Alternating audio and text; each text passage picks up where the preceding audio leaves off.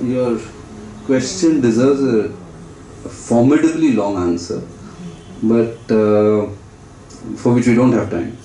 But to tell you in, well, short, when thousands of, or thousands is not the word, I mean billions and billions of jivas were created in that one moment of the Creator's love, I would say. These were in ignorance. They were in ignorance, I would say. The very characteristic of that jiva was ignorance, because it had to couple with maya, and maya is ignorance.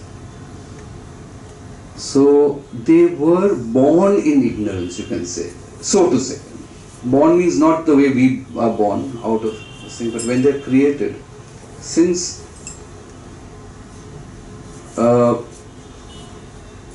Shakti was a part of it, and Shakti is what creates the Maya.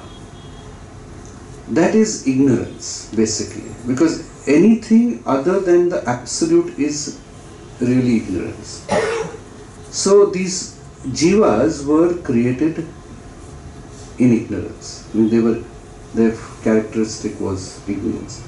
And as they hurtled down into creation, into the various dimensions of creation, their focus was to experience creation, but at the same time a certain aspect of the jiva which was divine wanted to go back to the source. So there was a constant attraction and you can say abstraction. The abstraction was towards desire and towards experiencing creation, and the attraction was towards the divinity, towards the source. So though we hurtled down the dimensions into the final dimension, that is physical, the ignorance kept getting grosser and grosser, till you realize, at one point the soul realizes that because the soul is eternal, the journey is eternal, we just change forms and dimensions. At that point you realize that to what level can I keep indulging in this grossness?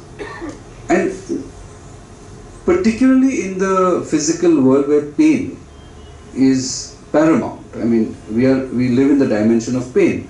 So when the pain becomes considerable, then we tend to think that now,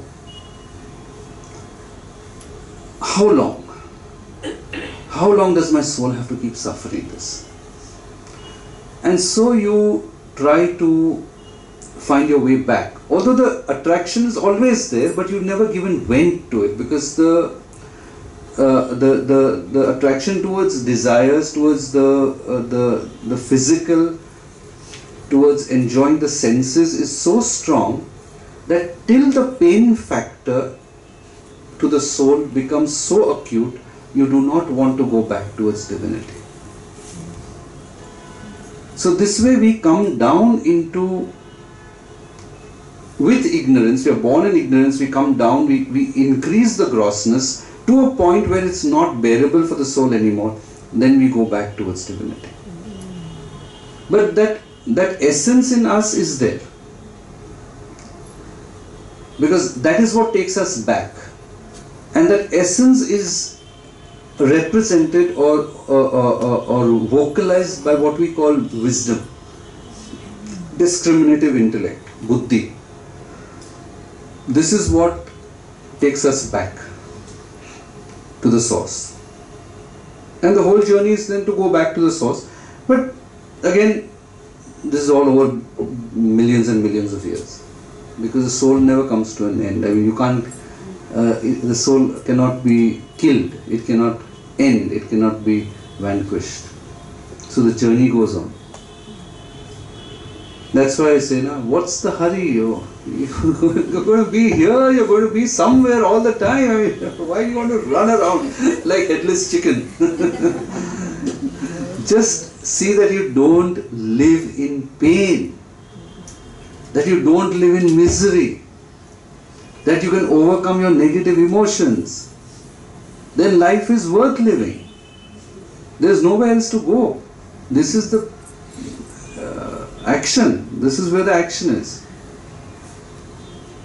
Even if you go to other dimensions, you go there and say, now I want to go back. And when you are here, you say, oh my God, I can't stand it. I wish I wasn't here. But not realizing that there's really nowhere to go. I mean, either there or here, somewhere you have to be fulfilled. And that fulfillment will come with the progress of your inner wisdom. When you learn to live without negativity, when you overcome those negative emotions, when you've developed your vibrations to that high level where you can live untarnished, liberated, even in any form, whether it's physical or otherwise, that is what you have to aim towards, not running away from anywhere, because there's nowhere to go.